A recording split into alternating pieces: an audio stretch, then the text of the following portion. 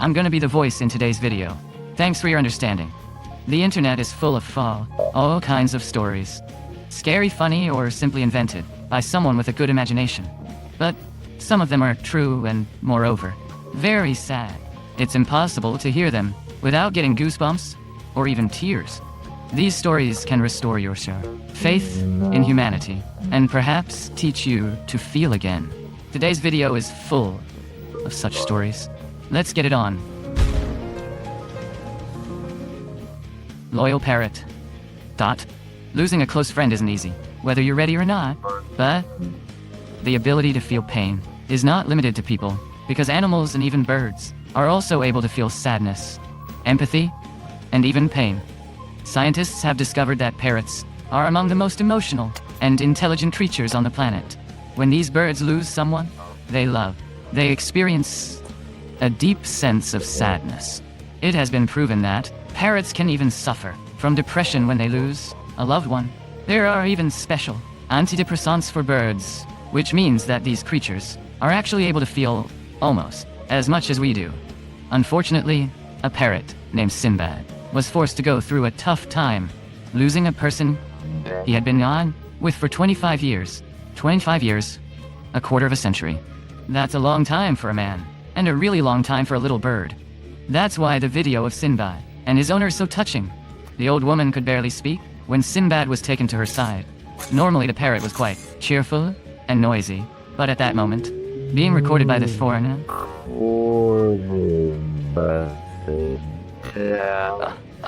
dying woman's daughter, he realized that the situation was really serious.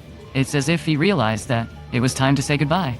It was as if Sinbad wanted to show the lady how much she meant to him, going up on her stomach, leaning on it, and in her last moments, the woman says the words that cannot be heard without tears. Hello?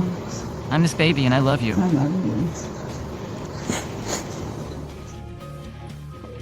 Helping your fellow. The story of the German worker Andreas Graf and his young son, Julius, is capable of touching anyone to the core. When the child was diagnosed with leukemia, he was immediately sent to an oncology clinic for treatment.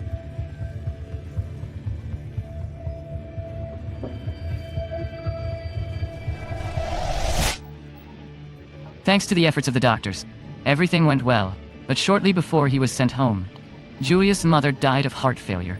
This did not prevent the child from fighting the dangerous disease, but Andreas was left alone, with a sick child in his arms, and little Julius needed constant care. A child with such a disease cannot be sent to kindergarten, and the family's financial situation left much to be desired. No relatives, no opportunity to hire a nanny. The situation was catastrophic. Andreas was worried about what he would do when his vacation money ended. After all, the father had no choice but to use his paid vacation and then continue not working without receiving anything. There was only one option: resign and apply for a pension.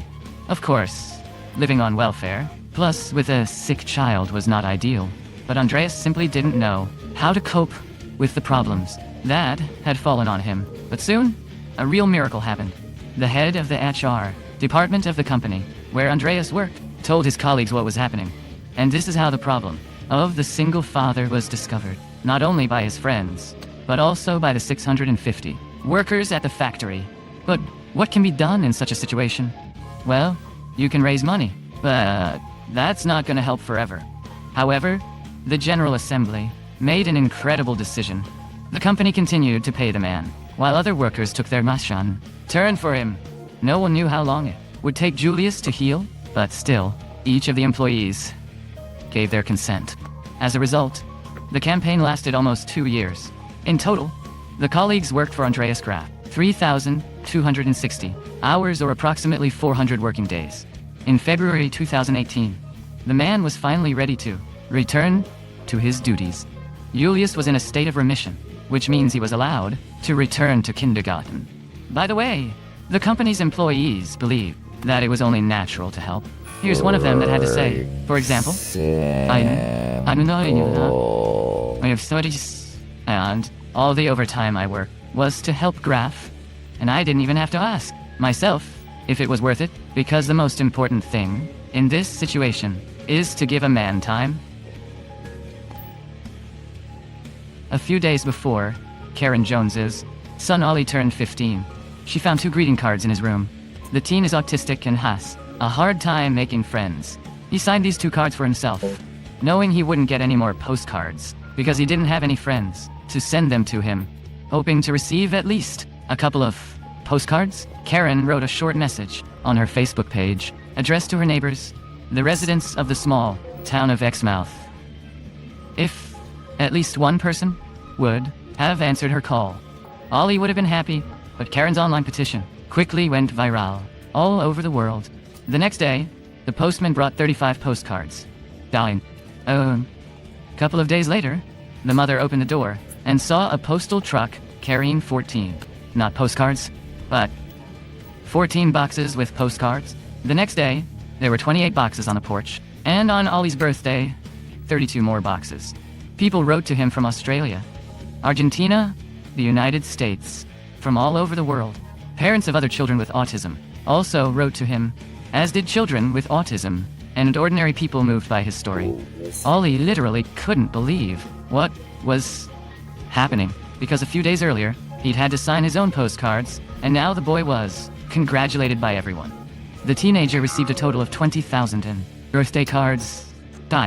And to make it easier for you to imagine how much that is, here's an interesting fact. The Queen of Great Britain, in honor of her birthday, received only 17,000 postcards. Yes, in a couple of days, a lonely boy named Ollie became more popular than the Queen. By the way, in addition to the postcards, Ollie also received hundreds of gifts, including an Xbox, which was sent from Saudi Arabia. Other people invited the family to spend a weekend in another city. Thank you all. I didn't think this would happen to us. It was amazing. And I have one more request. On every street next to you, live people like Ollie. If you can help them in any way, just pay attention to them and you will make them happy, said Karen, moved to the core. Motor therapy. Have you ever heard of motorcycle therapy? It is a rather unusual treatment through movement, or rather riding motorcycle, and it's very real. Motor therapy is also used to support people with disabilities. The idea for this program belongs to Vanni Odera, an Italian freestyle biker.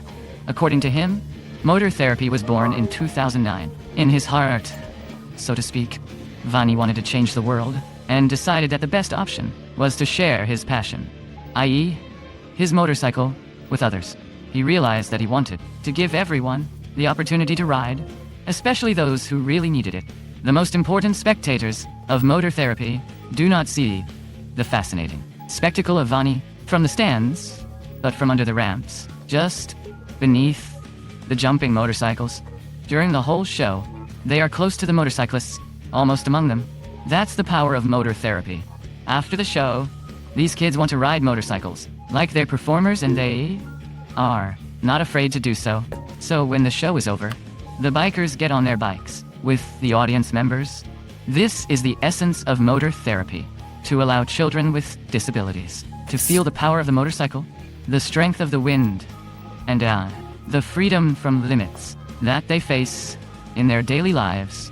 Today, there are followers of the ideas of motor therapy all over the world.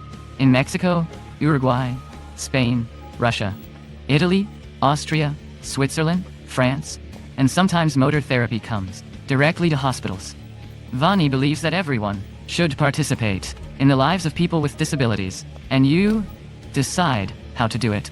For example, he and his colleagues do it with freestyle motorbikes, and it's really helpful. Little free pantries. One day, free mini libraries began to appear in Fayetteville, Arkansas, United States. These are lockers where anyone can put a book and take one that lies there. This is a simple and enjoyable exchange. Local resident Jessica McLeod was interested in the secret of their popularity and soon came up with another surprising idea. Go a little further and create small free pantries. She set up the first one near the Lutheran church, and the idea was very successful.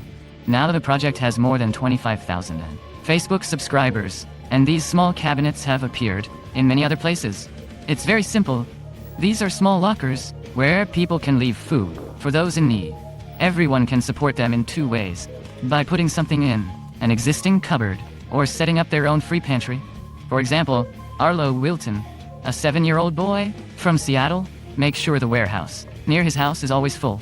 At first, only Arlo's favorite products were in the locker, but now he buys what disappears fastest from the cupboard. Usually beans, canned food, and sometimes spaghetti. Arlo's mother, Molly Harmon, says the small pantry is being replenished, not only by her family, but also by many neighbors. And despite all the fears that someone might steal the locker just out of a desire to do harm, nothing like that ever happened. In addition, the small warehouses help residents understand that even in the shrine, most decent-looking area. Made it to the end? Then you clearly deserve a gold star. Hit that subscribe. Share this video with your chaotic friends and comment whatever's on your mind. Yes, even your intrusive thoughts.